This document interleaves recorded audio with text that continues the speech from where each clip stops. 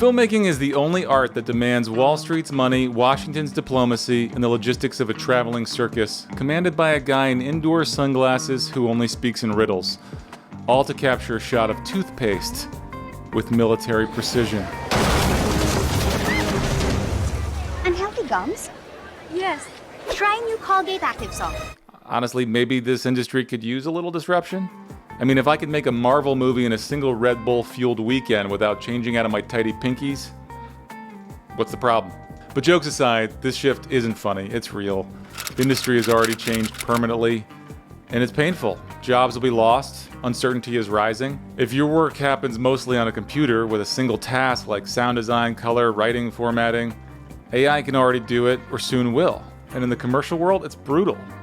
If an AI shot of a truck driving through the mountains can save a client $100,000, they'll be just fine with good enough. Still, I'm not as doom and gloom as everyone else because good enough is now our competition. And I actually see some opportunity, but only for those who are scrappy, adaptable, and willing to evolve, because it's not AI taking your job, it's the person who learned how to use AI that's taking your job. So in this video, I want to offer some reassurance and practical steps to future-proof your creative career. But first, let's zoom out and get a little perspective. There are roughly 200 million unique books in the world. And yet, somehow, new authors pop up every day, they succeed every day, they build audiences, they make a living.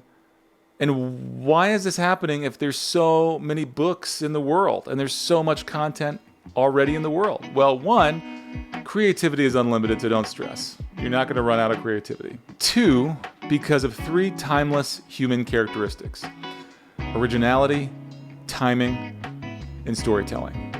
And just like anyone can publish a book, we're nearing the point where anyone can produce a film. And that's okay. Yes, most of those films are going to be junk. So all we have to do is be 10% better than the rest. AI slop is basically the newest iteration of spam. As my partner Dave said this morning, there are going to be a lot more people trying, and on the battlefield of Sora, most of them are going to die in a ravine of AI garbage. Pope Francis taking a selfie with Jesus. I think I got that quote right. Always an optimist, that one. But here's the twist. In a sea of slick, soulless, AI-generated junk, real documentary storytelling, the unscripted, the human, the true, becomes more valuable. Just walk right past the camera. Truth is stranger than fiction. Our bias towards original handmade things and the law of scarcity proves that. So I don't think my audience, you, will die in a ravine of AI garbage. I hope not. So let's talk survival and thrival. How to stay relevant, paid, and creatively alive in this weird, thrilling, and terrifying new world. Don't be sentimental, be strategic. We all love film. We all love the idea of shooting on film. We all love the idea of Hitchcock and the director. Romanticizing filmmaking won't help you right now. It'll weigh you down. In the 33 Strategies of War, Robert Greene says, emotion clouds strategy.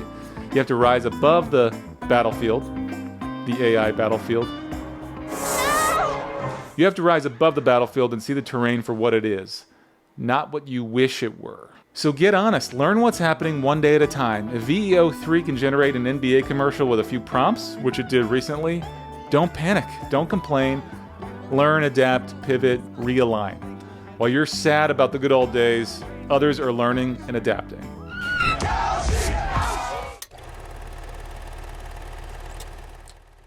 Build real relationships. Relationships and how we relate to one another is the essence of humanity. AI doesn't earn trust. It doesn't get invited into people's homes. I mean, I don't either. It doesn't build rapport over time. But you do, and that skill, building trust with subjects, your crew, clients, is irreplaceable. As AI automates the work, human connection becomes a premium product. If you're well-liked, curious, hardworking, staying on top of cutting-edge tools, people will find ways to keep working with you. Maybe not just as a DP, director, producer, but as a hybrid creative. The second part of building relationships, which I argue might be the most important thing, is mental health. Because of technology, my video production company, Early Light Media, is all remote with 13 employees. It might save some money. It also presents other challenges, and we get more and more isolated. And the better tech gets, the more isolated we're all going to become. And that means we have to make more of an effort to connect with one another. There's now scientific proof that isolation is detrimental to our longevity. Specialize in the human edge. AI can do a lot, but it can't do you. Develop your voice, find your niche, whether that's verite intimacy or neuroscience docs. Lean into what makes you, you. Not quite my tempo. It's all good. No worries. Here we go. If you've been just a pair of hands, you have to evolve into a person with judgment, taste, and intuition. Help clients navigate what AI can't do, like nuance, context, ethics, emotion. Dragging just a hair. And also what it can't do physically, like be on location, build trust with subjects, ask the right question at the right moment. The saying I've heard a lot lately with AI is crap in, crap out. Just like if you gave a department head shallow, unhelpful direction on what you're looking for, don't expect to get back what you want. Learn how to give great direction and keep developing your creative tastes, which only you can do. Dragging. Build hybrid workflows. AI for speed, humans for soul. Let AI help with research, building a report, doing analysis, maybe pulling selects, but you shape the emotional arc. Use it to storyboard or ideate, then you execute it with soul and your vision. This video isn't about specific tools. I'll do more of that in the future. It's about your posture. Don't reject AI. Don't worship it. Just leverage it to stay relevant. You're a farmer that's been using a mule and someone just handed you the keys to a John Deere. Don't turn it down. You make the decisions about when to plant and how to mitigate weather risk and all that. The tractor just is a faster tool. Use AI in the service of truth, not in place of it. Some filmmakers are already leading here, using AI to protect vulnerable subjects without erasing their humanity. Blurred faces, disguised voices, same emotion. That's not deception, it's ethical storytelling. I'm including this in a how to survive video because this is exactly where some filmmakers will kill their careers. Fast, like Bourdain-level backlash from Roadrunner. Remember that documentary that used about 45 seconds of Bourdain's AI-generated voice without telling people, and it almost took down this very prestigious director's career? The fans felt duped and the director was crushed on social media. In documentary, trust is your currency. Err on the side of being transparent with AI. I'm successful, and I'm wondering, are you happy?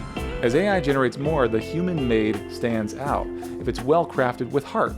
Your value isn't your gear or your software, it's your judgment, your taste, your ability to move people. So think beyond deliverables, beyond tools. Become a curator, a creative partner, a trusted voice. As AI floods the zone with mediocrity, people will stop following content and start following you. This is a seismic shift. It's painful. Nobody knows what's going to happen, but it's not the end. It's a turning point. Embrace the tools, lead with creativity, ethics, and your heart. Use AI to amplify your humanity, not erase it. If this hit home or freaked you out in a productive way, like the video, subscribe, and drop a comment. How are you using AI in your work? Let's figure it out together. Keep evolving, keep creating, and above all, keep it real. You didn't say anything about Trump's beauty. You didn't tell him that he is handsome. Is my hair okay?